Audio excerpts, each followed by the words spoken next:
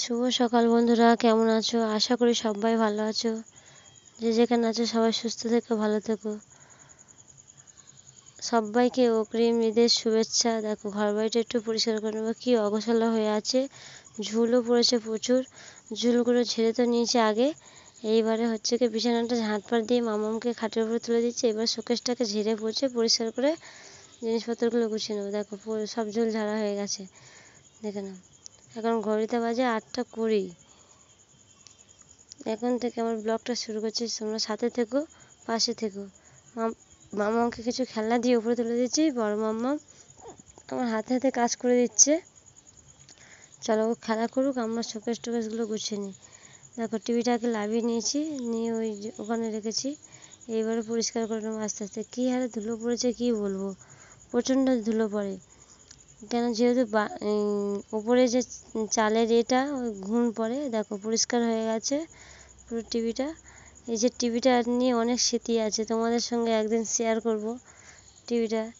দেখো সমস্ত সব গুছিয়ে নিয়েছি। ওই নিচে একটা কাপড় দিয়েছি শোকেসের নিচে, মানে টিভির নিচে যে থাকতে থাকে ওখানে টুকিটাকি জিনিস রাখবো। দেখো দিয়ে তার উপরে একটা কাপড় দিয়েছি।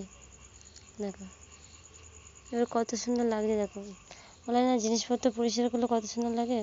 অনেক কাঁচা ধোয়া ছিল, কিছু তোমাদের সঙ্গে শেয়ার করতে পারি না, বুঝতে পারছো। ঝোল ঝেড়েছি, মাংস এনেছিলাম দুপুরে রান্না করার জন্য। দেখো ওখানে প্রায় 500 গ্রাম মাংস আছে। আর দেখো মাংস দেখাতে দেখাতে আবার ছুটে যাচ্ছে গ্যাসের কাছে। ভাত উতাল দিয়ে পুড়ে কী অবস্থা দেখো, গ্যাসের উপরে ভাত উতাল দিয়েছে, দিয়ে কী অবস্থা। আসলে গ্যাসের ওখানটা কোনো জায়গা নেই, ছোটো একটা টেবিলের উপরে গ্যাসটা রাখি, যে পাশে যে তাড়াতাড়ি করে কোনো গরম জিনিস রাখবে সেরকম কোনো জায়গা নেই। খুবই কষ্ট হয়, কী করবো, তাতেও মানিয়ে নিয়ে কাজ করতে হয়, কিছু করার নেই। ওই দেখো ভাত উতাল দিচ্ছে। দেখো যেহেতু ঢাকনা দেওয়া ছিল ওই জন্য আলু ভেজে নিয়েছি, পেঁয়াজও কুচি নিয়েছি, মাংসটাকে বসিয়ে দেবো এবারে গ্যাসে। দেখো ওর পাপার শরীরটা আজকে খারাপ ছিল, ওই জন্য সকাল সকাল বাড়ি চলে এসছে। কালকে যেহেতু ঢালাই ছিল, দেখেছো কত রাত্রে বাড়ি এসছে। ফের আজকেও ফাঁকা জায়গায় কাজ ছিল রোদ্দুরের মধ্যে, আর গুমসুমি গরম ছিল। পাপার শরীরটা একটু খারাপ করছিলো বলে চলে এসছে কাজের উপর থেকে।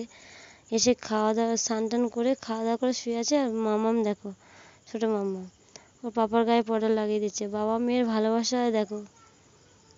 দেখো বলে না, মেয়েরা বাবাকে একটু বেশি ভক্ত করে। দেখো বিকেলবেলা রাস্তার দিকে এসেছে, ওই যে মাঠের দিকে, ওর মাসি মেহেন্দি করে দিচ্ছে মামামের হাতে। আমি বলছিলাম দেবো না, কিন্তু জেদ করার ফলে দিতে হচ্ছে, কিছু করার নেই। অল্প একটু সামান্য ওকে বলছিলাম অল্প অল্প করে দিয়ে দাও, ও পছন্দ হচ্ছে না, 2 হাত করবে মেহেন্দি।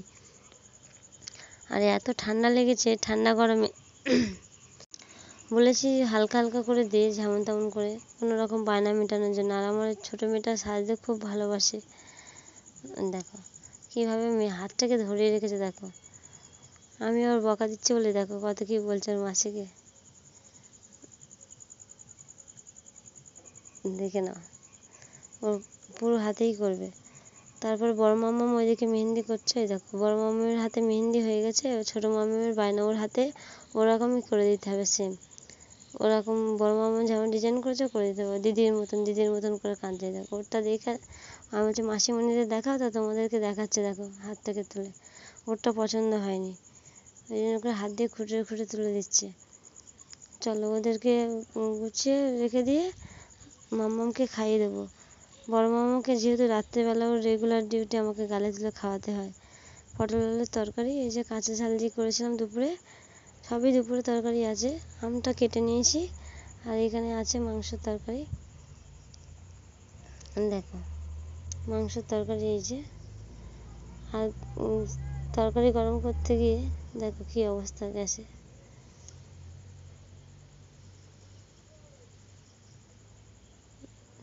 দুপুরে মাংসের তরকারি আছে, ওইটা রান্না করে খেয়ে নেবে বেলা। দেখো প্রিয় মানুষটার নামটা হাতে লিখে নিলাম, ওকে বললাম যে লেখো, বললো না থাকে তুমি লেখো। দেখো আজকে আমার ব্লগটা এখানে শেষ করছি। সবাই সুস্থ থেকো, ভালো থেকো।